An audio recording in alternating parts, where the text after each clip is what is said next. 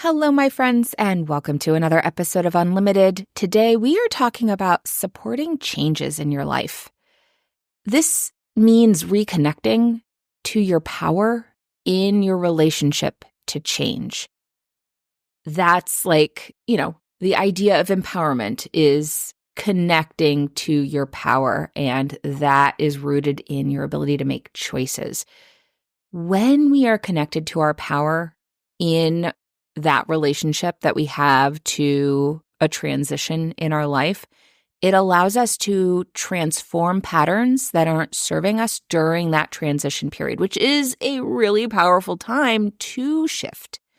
Unfortunately, what happens is that so often changes in our life feel in some way like they're imposed upon us, even when they're ones that we choose, like changing a job, changing a career.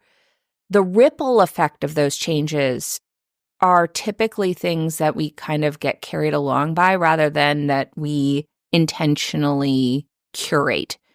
So we say, okay, I want to change my job. I'm going from this job to this job. And it's that saying, like, wherever you go, there you are. So I think that when the conditions of my workplace change, then I will experience life differently. And that can be true. I don't want to discount the experience of a different space, like a healthier workplace can make a huge difference. And when we have learned patterns in an unhealthy workplace, if we don't intentionally engage those patterns, we will carry them into our current workplace. This is a good example in imposter syndrome. I've talked about imposter syndrome. There's an episode all about it. I will link it in the show notes.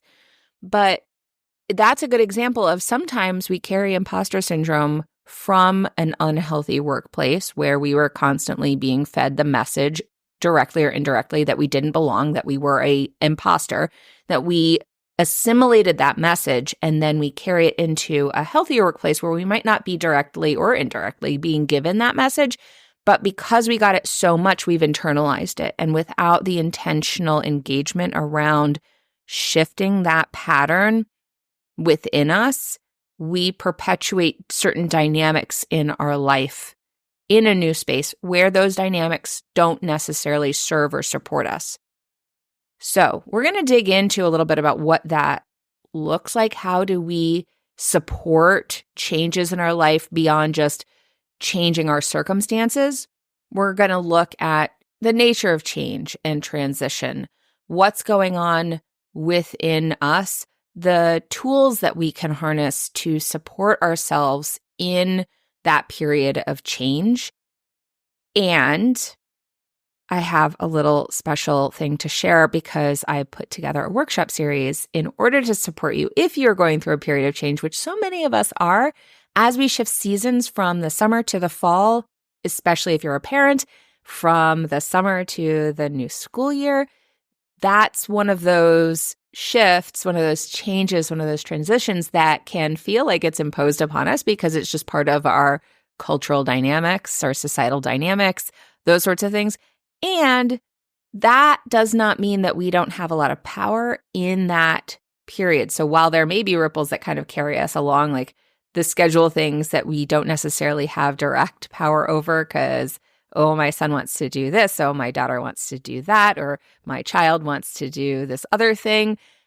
It's overwhelming sometimes, but how do we take those spaces and right-size them into something that feels like we can have ownership over how we show up to them, how we navigate them, and make sure that we are owning our choices within those periods of change, as well as supporting our own ability to utilize that period to create systems for ourselves that work better than maybe we would have if we were just on autopilot, or maybe then the tools that we were using in, say, the summer period work for us in the winter period, that sort of thing. So lots to talk about there. I will let you know right now that coming soon, like as in a week and a half, I have a visioning workshop that is connected to a Reclaim Your Routine workshop series. So I've lumped them all together. You can do the visioning separately, but I recommend the whole thing. And if you're a business owner and you're looking to harness this time for your business, recognizing that we're heading into Q4 and we want to prepare for the next year, I have a business planning workshop that you can add on or you can do separately, kind of like a choose your own adventure sort of thing. So all of that is going to be linked in the show notes, and I'll talk a little bit about it in the episode. So now without further ado, let's get started. Hey there, I'm Valerie Friedlander, Certified Life Business Alignment Coach, and this is Unlimited. This podcast bridges the individual and the societal, scientific and spiritual, positive and negative, nerdy and no, there's just a lot of nerdy. Come on board and let's unlock a life that's as badass as you are.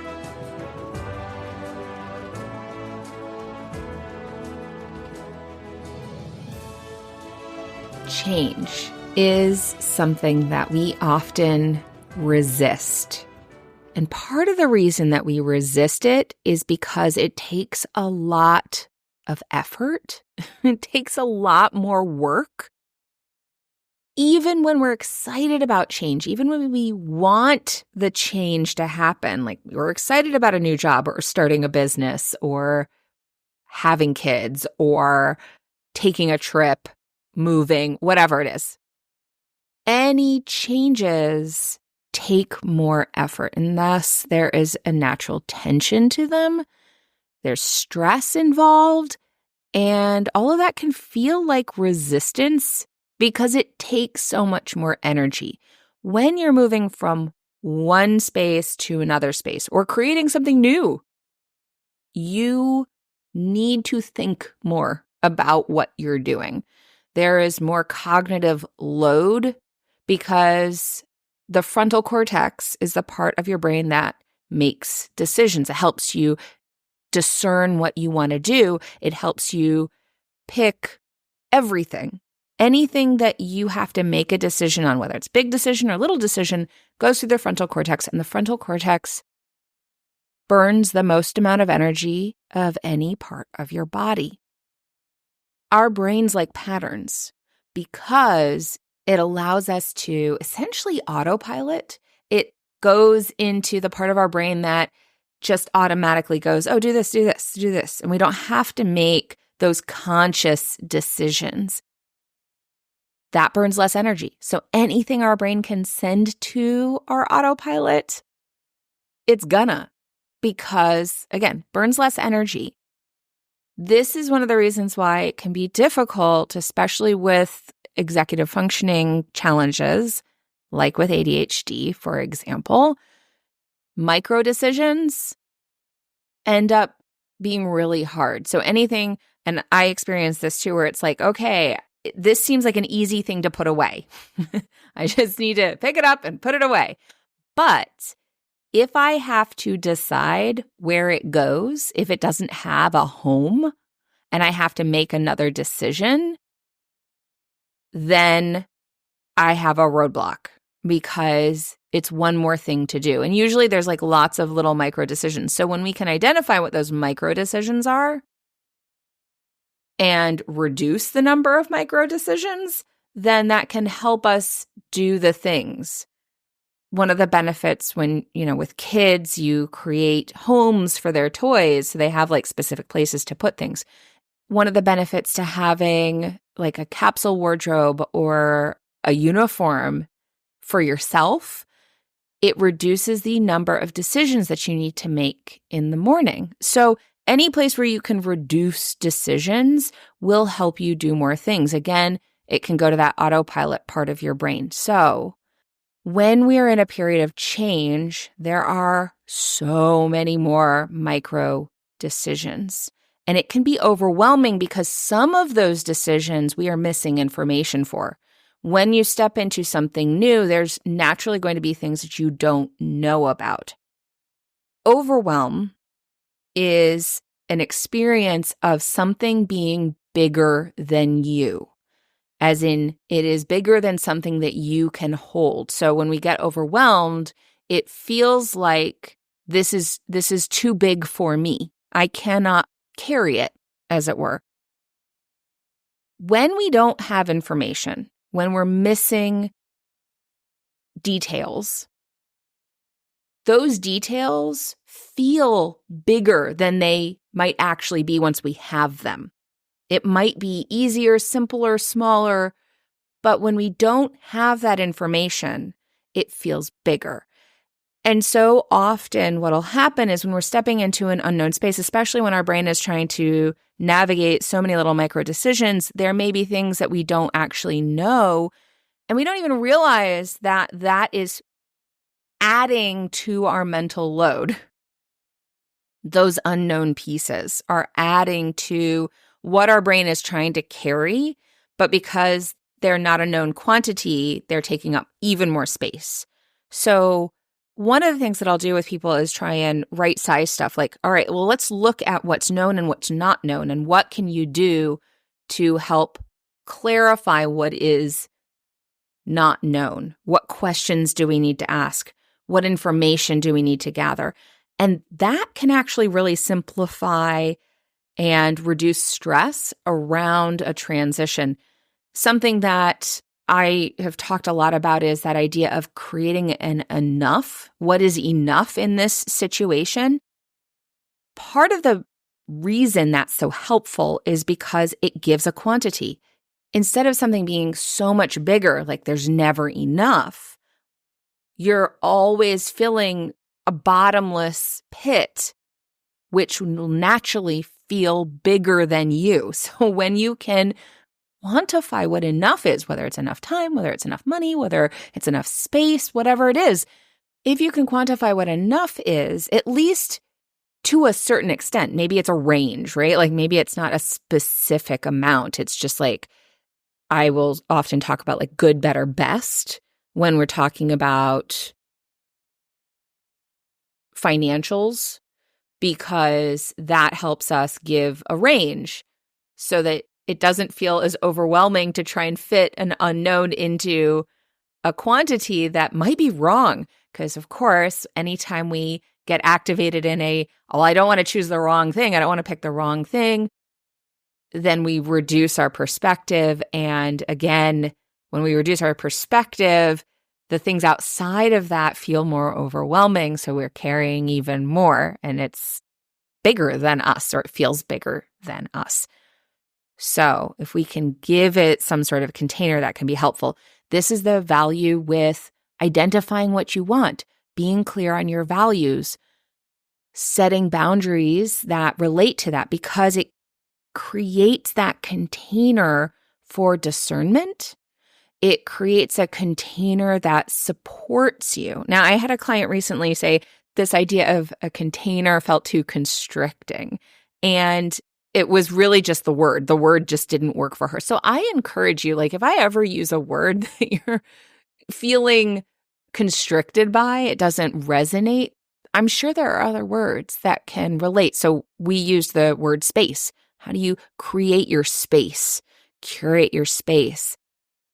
And I think of, like even just a room for myself, I want that space to be supportive. So what supports the space? What's the foundations? What's the walls? What gives the covering? That's part of what I do when we're talking about visioning. It's not really the future thing that we're chasing. It's what are we creating that builds a foundation for us in the present moment. Part of that is that because of this conditioning around once we have this thing, then we'll be this person, that leads us to always chasing, and we don't take the time to reflect on what are the patterns in my life that are creating some of the conditions that I'm experiencing, or that are informing my perception or limiting what I feel like I have access to, or the questions that I might ask, or the things that I might pursue or invite in, or the opportunities. We don't think to explore those because we have taken in this idea that if we change this thing, then those things will follow. But unfortunately, again, because of our brain liking patterns, if we don't engage those patterns, then we will perpetuate some of them at least in our life. And the ones that we don't, again, can feel like extra weight because we're making additional decisions. So what I usually will recommend when a period of transition is present, whether it is one that you chose or one that feels like it's kind of just happening, is one, to recognize what your capacity is and that you're using more of it in the process of the change.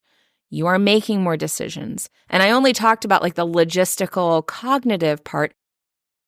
I want to take a hot second here to acknowledge the emotional part too, because a lot of times our transitions, our changes in our life involve emotions because we're emotional beings. And so often we have feelings about what's happening in that change. And sometimes we're excited about it. Sometimes we have grief around it. Sometimes we have both.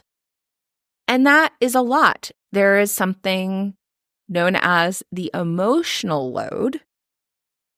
And that also takes energy. We are carrying an emotional load. And especially if there are people around you or people that you are responsible for caring for that also have emotions, many of us have either internalized or chosen to have some responsibility around supporting other people's emotional processing, especially with kids. We need to be able to emotionally regulate so that we can support their ability to emotionally regulate. Unfortunately, we have a lot of stuff in the patriarchy around having to emotionally regulate men in our life, and especially those who are socialized as women, regulating our male folks in our life's emotions. And so we end up carrying, whether that is appropriate or not, a lot of additional emotional load from a transition. So knowing what those facets are, and I want to be really clear here that there is no judgment in that. It's really just an acknowledgement. We can talk about transitioning that. We can talk about releasing the emotional load that isn't yours.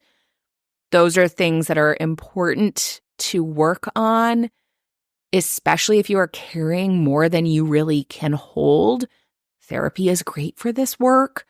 Sometimes it comes into the coaching work because it's something that we identify as something going on that's draining capacity when you want to have more capacity, but that's often a therapeutic kind of process.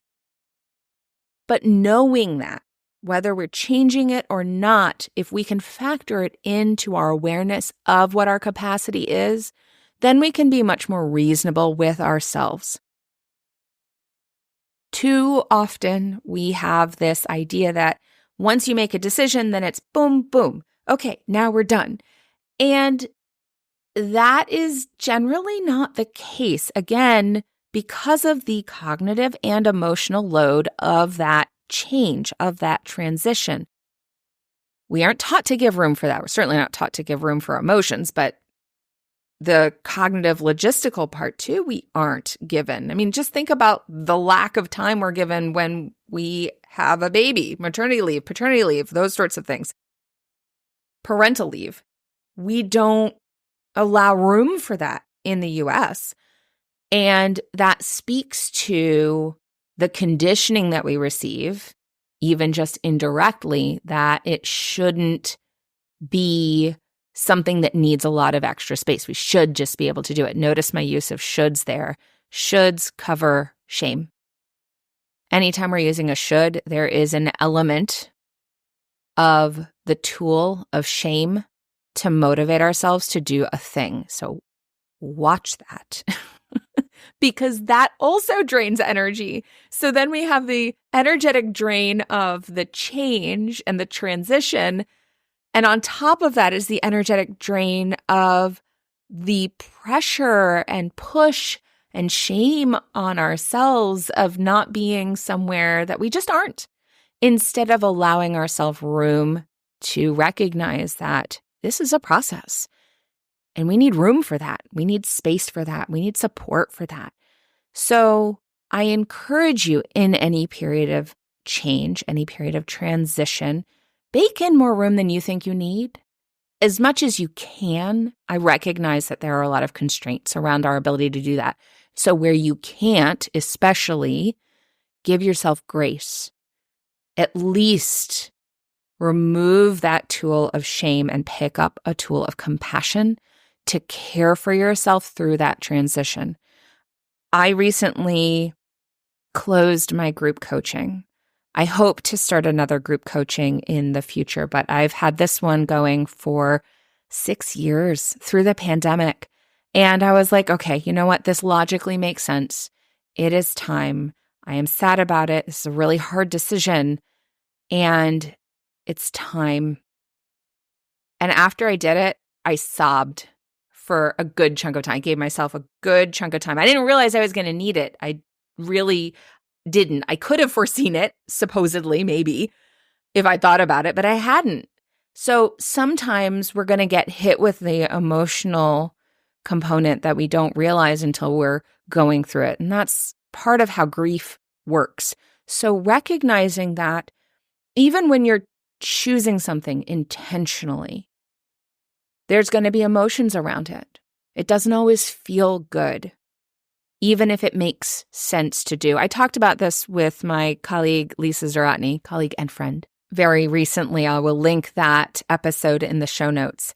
And so that sometimes we have to make those decisions, and those can be really difficult.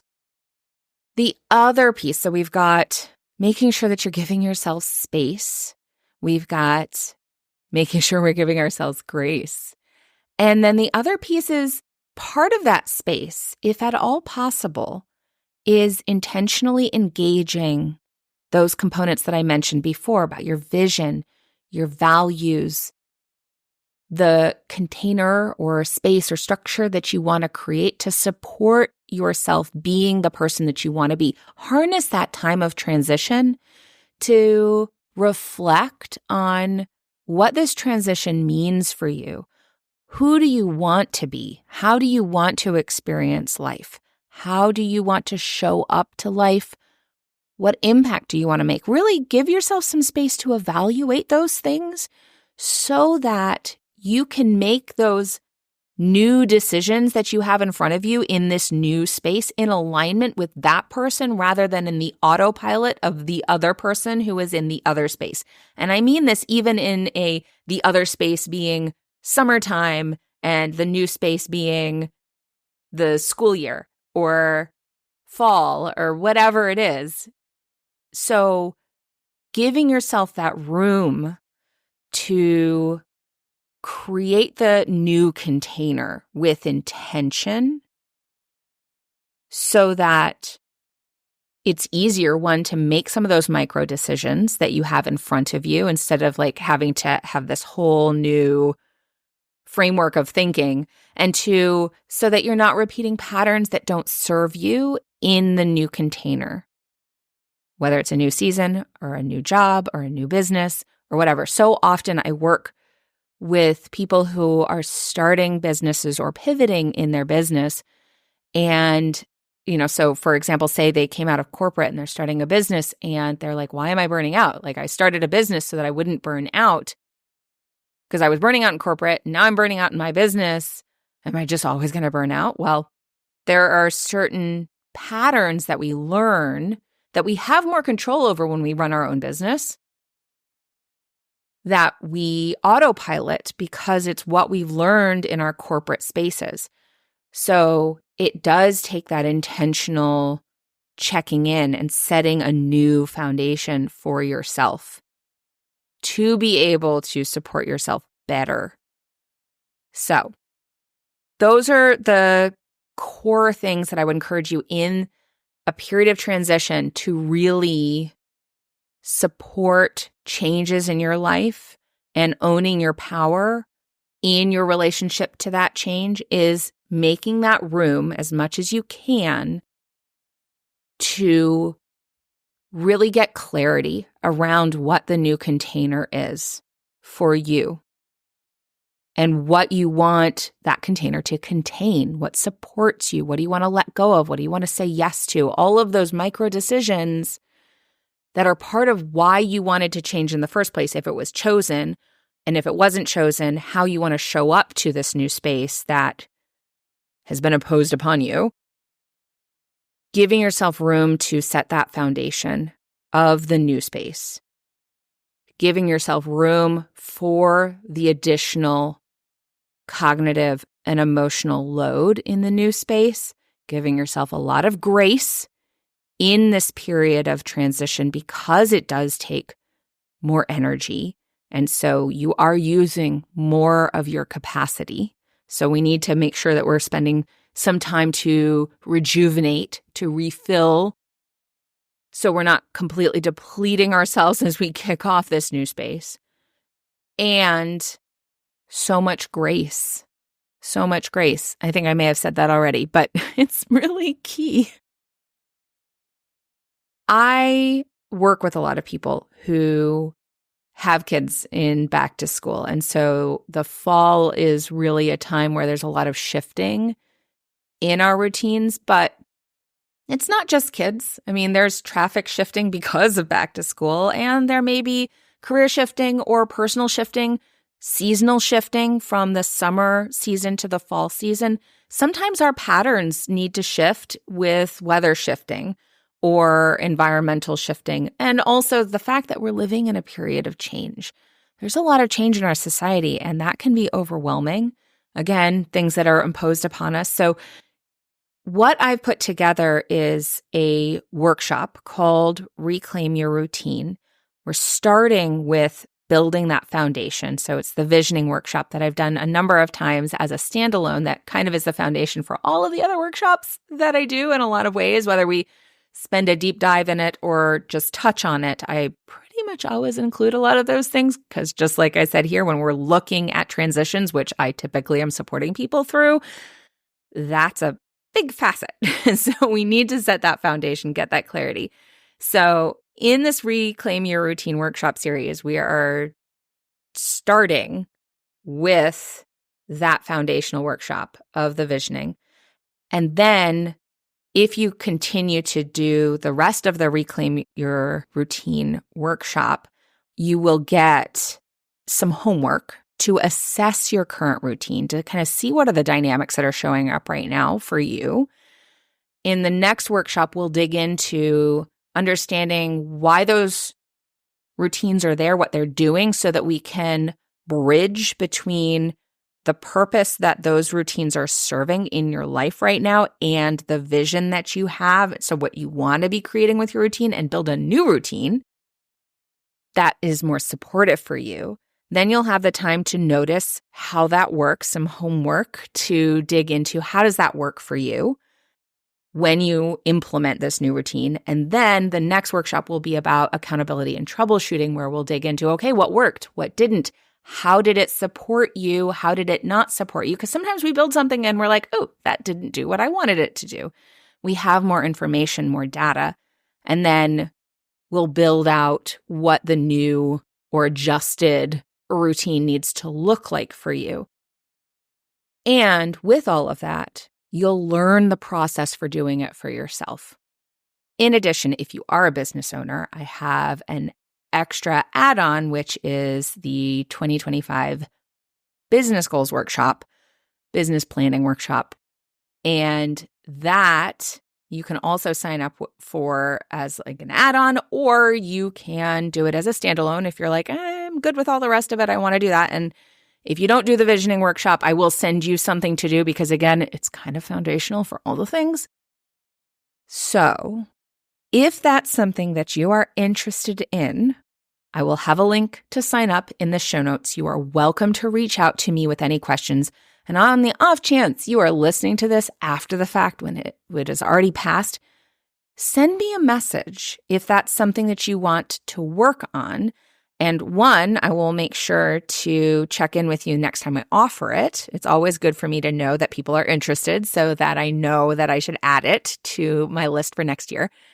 And I have a number of resources that I can send you to support you in the interim, or we can chat about working together in a one-to-one coaching dynamic. So I hope this has been helpful for you. I would love to see you in the workshop series, and I will talk to you all next time. Thanks for listening. I so appreciate you being here. If you got something out of today's episode, please share it. Leave me a review, take a screenshot, and post it on social with a shout out to me. Send it to a friend or, all of the above. Want to hang out more? Join me on Instagram. Or better yet, get on my mailing list to make sure you don't miss out on anything. And remember, your possibilities are as unlimited as you are. Allow yourself to shine, my friend. The world needs your light. See you next time.